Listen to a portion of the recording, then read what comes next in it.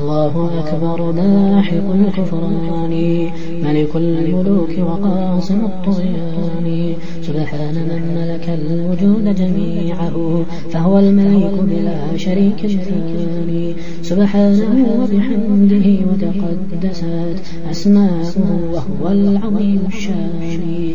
يا دائم المعروف والإحسان، انصر بمنك راية الإيمان، واقصم جبابرة تعدوا طورهم، أنت المهيمن أنت ذو السلطان، حق على الرحمن نصر عباده، حقا قضاه بمحكم القرآن، إن ينصروا دين الإله فإنه يوفي بوعد جاء بالبرهان، من ذا أحق بأن يفي في وعده من دائم المعروف والإحسان. الله ينصر دينه وعباده، والشك في هذا من الخذلان، لكن نصر الرب بعد بلائه، والابتلاء ملازم الإيمان، من بعد ذا تمكينهم في أرضه، سنن أبت إلا على الإذعان.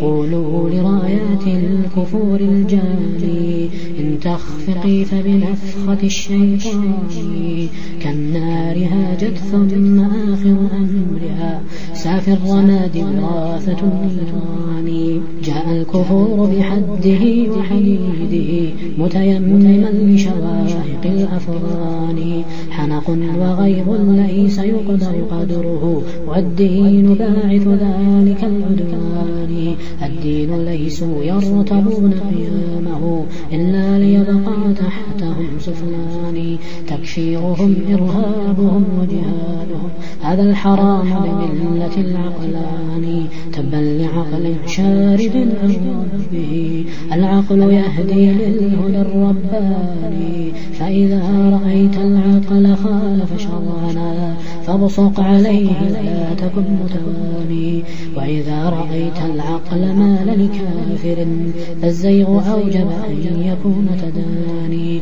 مد الكويفر علة ما خالطت قلبا سليما صادق الإيمان، بقوالب الكفار يوزن ديننا ليكون مرضيا لدى الجعلان، تدبيره في هيئة الأمم التي قامت على أسس من الكفران. هل يرتضي هذا حنيف مسلم أم أن هذا الجور في الميزان؟ حكم الإله هو العلي وغيره، عند الحنيف مفند سفلان. قولوا لأحزاب تكاثر جمعها، أتحاربون الله ذا السلطان؟ خبتم خسرتم ربنا هو غالب، والدين منصور من الأزمان. ما غاضهم إلا إقامة ديننا ببراءة من كافر شيطان، وإقامة لحدوده وجهادهم ليسود دين الله في البلدان. إن الجهاد منغص لحاجتهم، يا حبذا تنغيص للطغيان.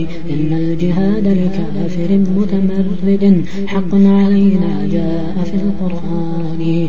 مكروا بنا ليكون في إبطاله أمنا لهم من عابد الرحمن، ليسود كفر في الديار جميعها ويشيع منكرهم بلا نكران. إن الجهاد فريضة إبطالها كفر يهد شرائع الإيمان.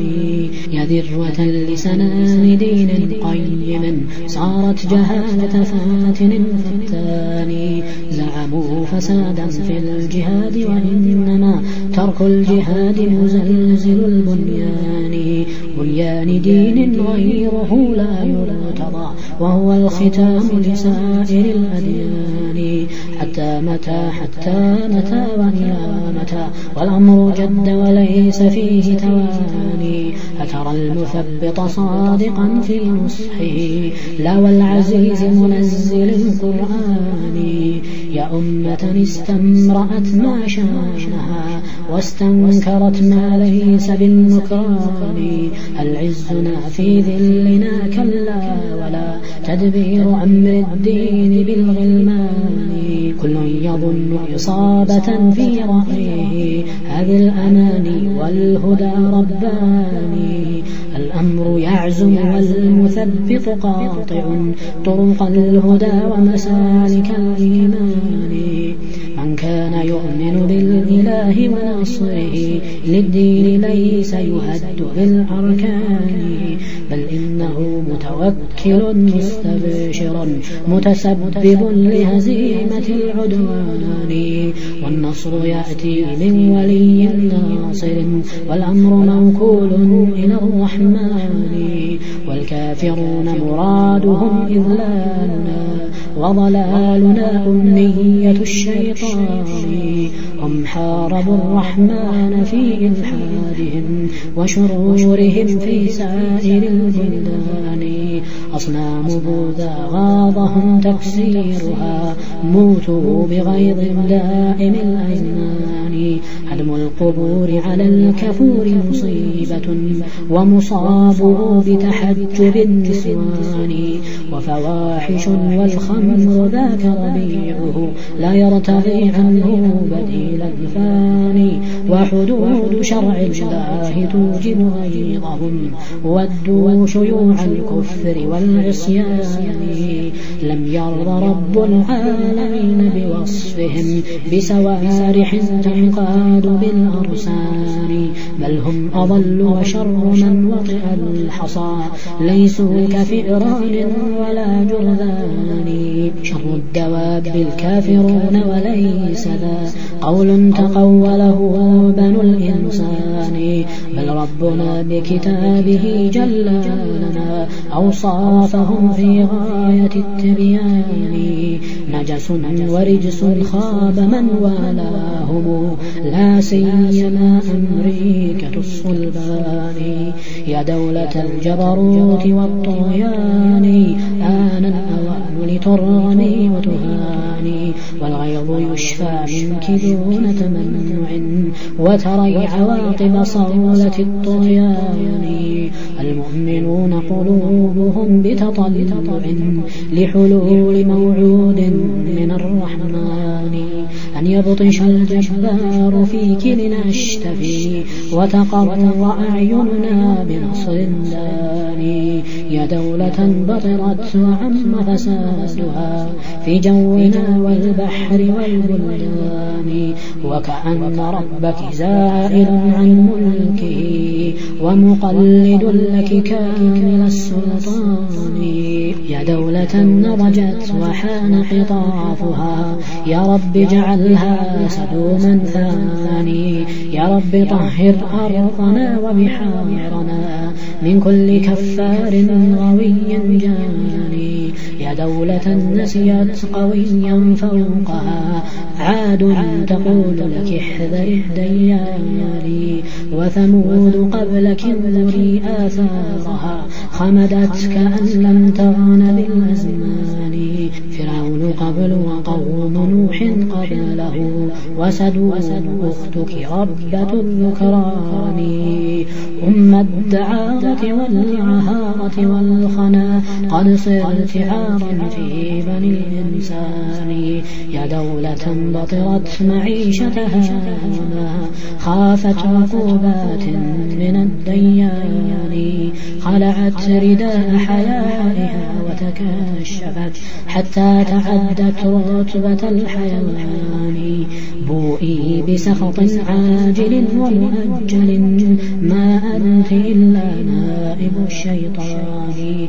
الرب يمهل والعباد غرورهم، يجني عليهم دون ماء معاني. والرب ليس بمهمل متجبر مستكبر ناس معاد ثاني.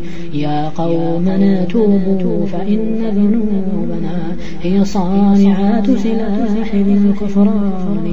هي موجبات تسلط لعدونا، وهي التي تدعو إلى الخسران.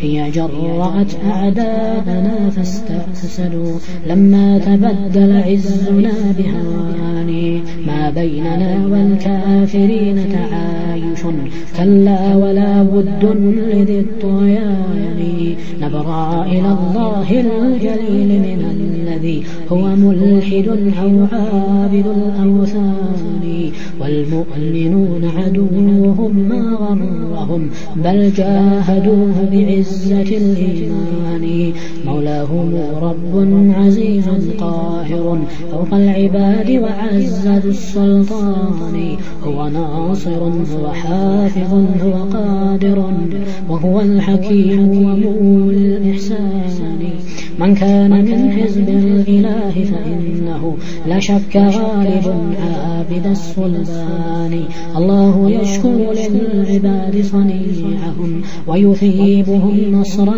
ونيل أمان ليس الشكور مضيعا لعباده إيمانهم وجهاد ذي الكفران كلا وليس بخاذل من آثروا رضوانه مع كثرة العدوان الله أكبر من يظن بربنا سوءا فليس محقق الإيمان سبحانه وبحمده إحسانه ما حصره بالعد والحسبان فلربنا حمدا يليق بماجده ملء السماء والأرض والأكوان إن المسارع للكفور بوده يخشى دوائر ذلة وهوان يا فتنة سقطوا بها يا ظلمة جعلت حليم القوم كالحيران ظهرت كمائن قومنا مشهودة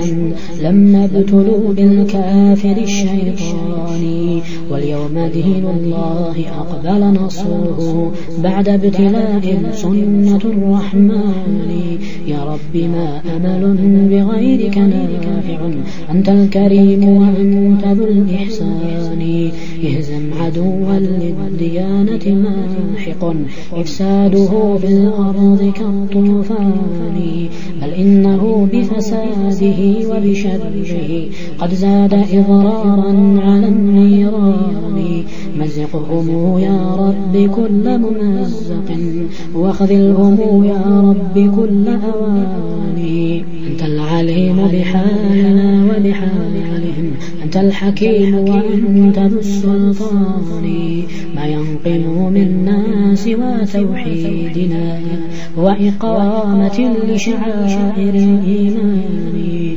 مكروا وكادوا في الديار جميعها ليعم فيها الكفر بالرحمن رايات إبليس اللعين بنودهم وشعارهم لبيك للشيطان تعسا لمن نسي الجليل لأجلهم وسعى يلاحق مركب الخذلان ما العز إلا للعزيز ورسله والمؤمنين بمحكم القرآن وعواقب محمودة مضمونة للصالحين منابذ الطغيان الطالبان ومعهم إخوانهم رفعوا شعار الدين في البلدان وسواهم ليت السلامة من أذى يبديه من فعل وقول لسان فليبشروا بالنصر فهو حليفهم ويبدلوا من خوفهم بأمان لسنا بعلم الغيب نرجو إنما سنن الإله بغاية التبيان ورجاؤنا بالله ليس بغيره وهو الرحيم ودائم الإحسان يا رب أسر المسلمين تولهم بعناية ورعاية وأمان يا رب فرج كربهم وهمومهم أنت الرجاء لإغاثة اللهفان يا رب صل على الذي أرسلته يدعو لدينك بالهدى الرباني ويجاهد الكفار إنهم عاندوا ويقيم دينك خاتم الأديان